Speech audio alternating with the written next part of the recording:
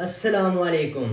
اللہ تعالیٰ فرماتے ہیں جو انسان آخرت کی کھیتی کا طالب ہوتا ہے اس کی کھیتی میں ترقی دیتے ہیں، اور جو انسان دنیا کی کھیتی کا طالب ہوتا ہے ہم اسے تھوڑی سی دنیا دیتے ہیں اور آخرت میں اس کا کوئی نصیب اور حصہ نہیں ہوتا۔ ہر انسان اس دنیا میں محنت کرتا ہے اور بڑی بڑی قربانیاں دیتا ہے اور اپنی محنت اور قربانیوں سے کامیاب ہونا چاہتا ہے، لیکن اللہ تعالیٰ اور اس کے رسول کی خبر یہ ہے، محنت کرنے والا اور قربانی دینے والا محنت اور قربانی دینے کے باوجود نہ وجہ اس کی بالغ ظاہر ہے کہ اس کے سامنے صرف دنیاوی مسائل اور وسائل ہیں۔